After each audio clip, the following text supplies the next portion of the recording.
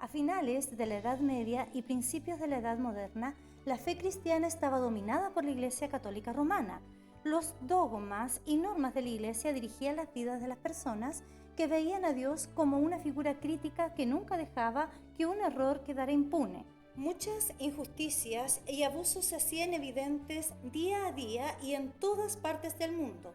Fue por este descontento que desde distintos lugares surge un puñado de hombres valientes y con conocimiento de la Biblia que con mucho valor alzaron su voz para defender la palabra de Dios. Uno de ellos fue Martín Lutero, quien era monje católico y como tal era de los pocos privilegiados que tenía acceso a las Escrituras. Con ese conocimiento fue enviado a Roma y allí observa que la Iglesia vendía indulgencias, es decir, vendía el perdón de los pecados a cambio de una cantidad de dinero.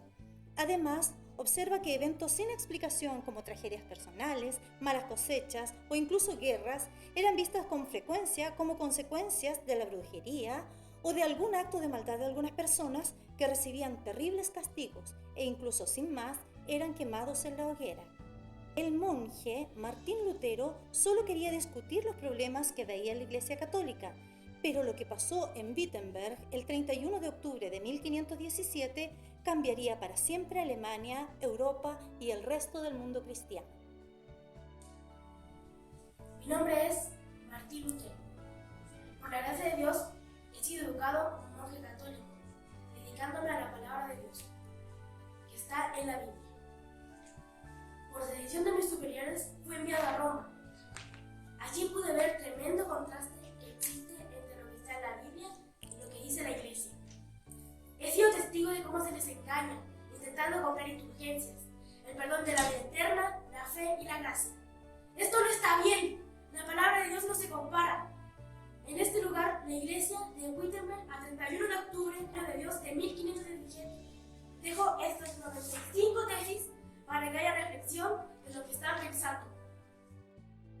A partir de este evento surge la figura de Juan Calvino, teólogo y reformador protestante, educado también en el catolicismo. Cursó estudios de teología, humanidades y derecho. Con poco más de 20 años se convirtió al protestantismo al adoptar los puntos de vista de Lutero, negación de la autoridad de la Iglesia romana, importancia primordial de la Biblia y doctrina de la salvación a través de la fe y no de las obras. Juan Calvino está considerado junto a Lutero como uno de los teólogos y pensadores con mayor influencia de aquella época. Incluso durante el gobierno de José Miguel Carrera, en la creación del primer escudo nacional de Chile, en el año 1812 lucía la frase «Post tenebras lux», que quiere decir «la luz después de las tinieblas», aludiendo al conocimiento de la palabra de Dios. Otro de los grandes exponentes de la Reforma protestante fue Juan Amos Comenius, teólogo, filósofo y pedagogo nacido en la actual República Checa. Fue un hombre cosmopolita y universal, convencido del importante papel de la educación en el desarrollo del hombre. La obra que le dio la fama por toda Europa y es considerada como la más importante es la Didáctica Magna, que hasta nuestros días se imparte en todas las universidades más importantes del mundo. Se le conocía como el padre de la didáctica, inventor del libro de textos, en un intento exitoso, por cierto, de incentivar la autonomía del proceso formativo para evitar que el gobierno católico eliminara de todo el protestantismo, señalaba: si la gente lee la Biblia en casa, no podrá confundirse. Los grandes aportes realizados por Comenius a la pedagogía y al cristianismo le valieron el título de maestro de naciones. Propuso un programa para hacer amena y no tediosa la educación y lo llamó Pampaedia o Pansofía, que significa educación universal. Esto significa que debe enseñar de todo a todos, incluyendo por primera vez a las mujeres que recibieran educación. Su finalidad fue establecer un sistema de enseñanza progresivo. La Biblia en español. En el siglo XVI, los españoles carecían de la traducción completa de las Escrituras. Había algunas versiones en circulación, pero tenía poca difusión. Una de estas versiones, basada en la Vulgata, fue la Biblia alfonsina, comisionada en el siglo XVIII por el rey Alfonso. Otras versiones normalmente incorporaban solo ciertas porciones del Nuevo Testamento o de los Salmos y eran difíciles de entender. Aunque existían varias versiones, el pueblo no tenía acceso a ellas, pues aún no habían llegado a la imprenta. Poseer un ejemplar de las Escrituras era privilegio de ricos y eruditos. Además, aunque hubiesen abundado las Biblias, el analfabetismo reinaba por doquier. Un monje llamado Casiodoro de Reina, nacido en España en 1520, fue quien dio inicio a la traducción de la Biblia en español junto a otros monjes, entre ellos Cipriano de Valera. Abrazaron juntos las ideas de la Reforma protestante que se estaba propagando por toda Europa. Reina no usó la Vulgata latina como fuente, que era lo más común para estas traducciones. Para el Antiguo Testamento usó como base el texto masorético hebreo, y para la traducción del Nuevo Testamento, Reina se basó en Textus Receptus, texto griego editado y publicado por Erasmo de Rotterdam, el mismo que usó Lutero en la traducción de la Biblia al alemán.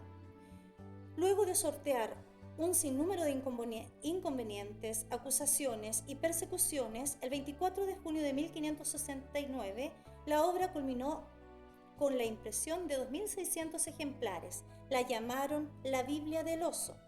Este nombre está inspirado en la ilustración que en su portada tenía un oso que intentaba alcanzar un panal de miel colgando de un árbol.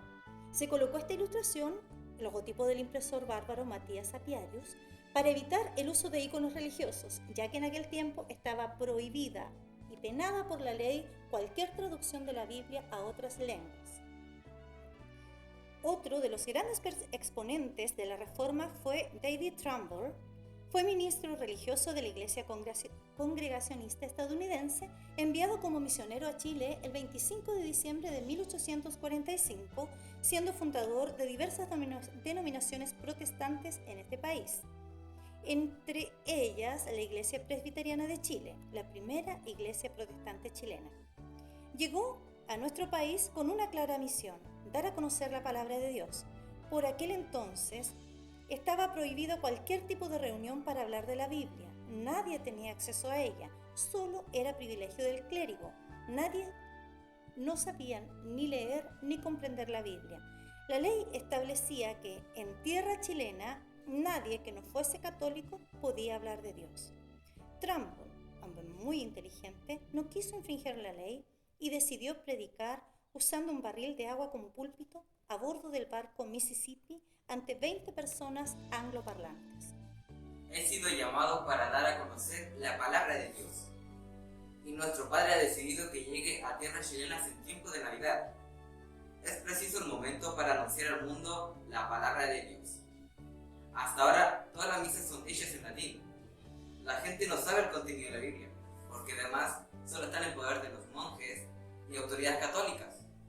Pero todo el mundo tiene derecho a conocer al Dios vivo y verdadero, y su palabra se encuentra en la Biblia. Aquí no está permitido ningún tipo de culto que no sea católico. No quiero infringir leyes chilenas, pero es necesario dar a conocer la palabra de Dios. Predicadores del mar. Aquí no hay impedimento para que la gente no pueda ir. Aquí podremos crear escuelas donde se dé a conocer la palabra de Dios. Aprovecharemos las plazas para difundir la palabra entre las personas de habla inglesa. Luego la extenderemos a los nativos, indígenas, y poco a poco construiremos un país a la luz del conocimiento de las Sagradas Escrituras. Dice la Biblia en 1 Corintios: gracia y paz a vosotros, de Dios nuestro Padre y del Señor Jesucristo. Gracias doy a mi Dios siempre por vosotros, por la gracia de Dios que os fue dada en Cristo Jesús. Porque en todas las cosas fuisteis enriquecidos en Él, en toda palabra y en toda ciencia. Así como el testimonio acerca de Cristo ha sido confirmado en vosotros, de tal manera que no os falta ningún don, esperando la manifestación de nuestro Señor Jesucristo, el cual también os confirmará hasta el fin, para que seáis irreprensibles en el día de nuestro Señor Jesucristo. Fiel es Dios, por el cual fuisteis llamados a la comunión con su Hijo Jesucristo, nuestro Señor. Os ruego, pues, hermanos, por el nombre de nuestro Señor Jesucristo, que habléis todos una misma cosa, que no haya entre vosotros divisiones, sino que estéis perfectamente unidos en una misma mente y en un mismo parecer. Diego Thompson, un educador y pastor bautista escocés, conocido por el sistema lancasteriano de la primera reforma educacional en Chile, que consistía en tener tutores cuyo libro base para enseñar a leer fuera la Santa Biblia. Este insigne personaje fundó algunas escuelas en las cuales utilizó textos bíblicos como base de su enseñanza, en una época en que la lectura de la Biblia estaba expresamente prohibida. La primera escuela comenzó a funcionar el 18 de septiembre de 1821 con el nombre de Escuela Normal Lancasteriana en la capilla de la Universidad de San Felipe, hoy edificio del Teatro Municipal de Santiago, y con un número de 200 alumnos, teniendo como texto de lectura un ejemplar del Nuevo Testamento, tarea para la que Thompson estaba preparado, ya que junto con ejercer como agente de la Sociedad Escolar Lancasteriana, ejercía sus funciones paralelas de agente de la Sociedad Bíblica. Thompson, además, se preocupó de recomendar a las autoridades chilenas el desarrollo del país con la presencia de colonos protestantes que llegaron a Chile y a Perú, especialmente artesanos y agricultores. Los hombres serán más útiles para Sudamérica son los hombres realmente religiosos y de sana moralidad.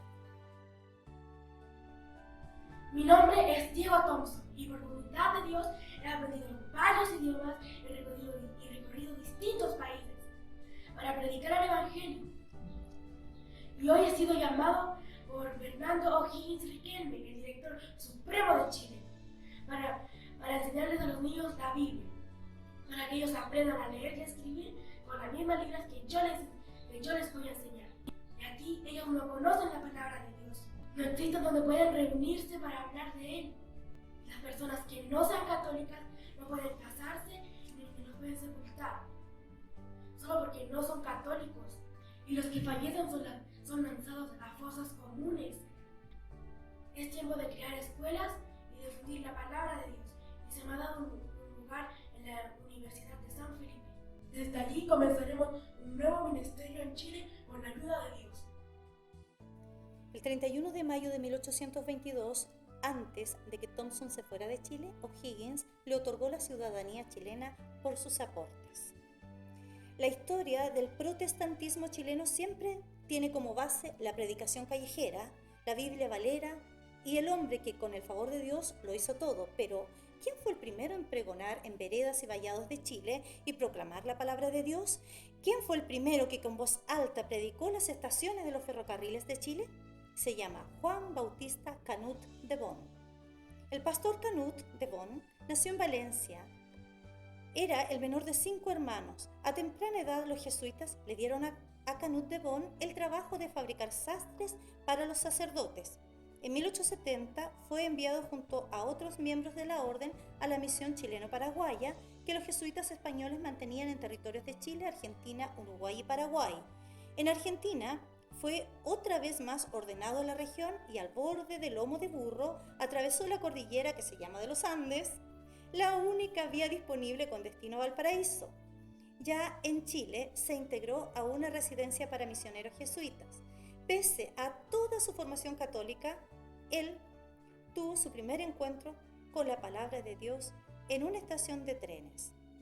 Encontró una copia del Nuevo Testamento en la estación de trenes de Quillota. El 9 de noviembre de 1878 se registra la concesión ciudadana al pastor Juan Bautista Canut de Bon Hill, quien se convirtió en el acalorado pregonero de Cristo por medio de una Biblia Valera de 1865.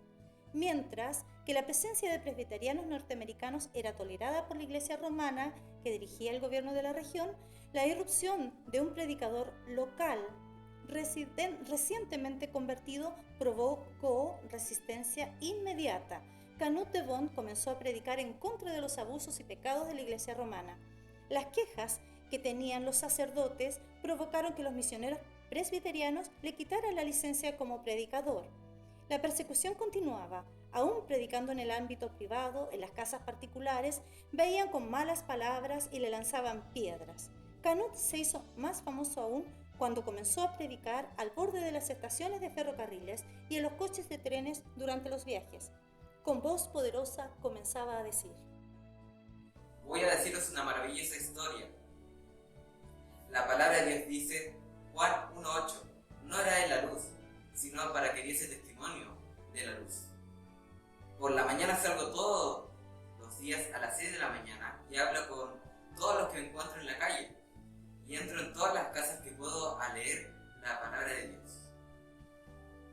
Y a exhortar, hablo en voz alta, como explicando al que tengo a mi lado. Algunos vienen atrás de mí, oyéndome a veces a una cuadra, de modo que ahora predico por las calles también. Gloria a Dios. Cumplo con mi deber cristiano, como discípulo de Jesucristo, que yo perdono de todo corazón a los que me persiguen y calumnian, ocupándose de mí, pues sí, mi maestro Jesús calumniaron, persiguieron, maltrataron y le dieron muerte. El discípulo no puede esperar otra cosa. Lo que yo trato en mis predicaciones es el Evangelio de nuestro Señor Jesucristo. Cumplo con mi deber cristiano como discípulo de Jesucristo, que yo perdono de todo corazón a los que me persiguen y calumnian, ocupándose de mí, pues sí, a mi maestro Jesús calumniaron, persiguieron, maltrataron y le dieron muerte. El discípulo no puede esperar otra cosa. Lo que yo trato en mis predicaciones es el Evangelio de nuestro Señor Jesucristo, poniendo al Salvador delante de los hombres para que se arrepientan de sus pecados y dejando la mala vida, los vicios, los crímenes, las mentiras y cuanto su ofensa a Dios, para que busquen a Jesucristo, una nueva vida de verdaderos cristianos. A diario recibo insultos y malos tratos, me lanzan piedras, me escupen y me lanzan puros objetos. Pero ahora quiero decir que cada piedra que me lancen será para mi base, para la nueva iglesia que vamos a construir. Con estos acontecimientos, los opositores de Canut de Bont comenzaron a utilizar el término canuto, primero como un término despectivo de su apellido y luego comenzaron a aplicarlo a sus seguidores. En cada generación tiene que haber hombres que dan un paso al frente y defienden la causa de la palabra de Dios en una sociedad cada vez más decadente. La historia siempre ha dependido de los pocos que están dispuestos a defender la verdad sin importar lo que otros eligen creer o hacer.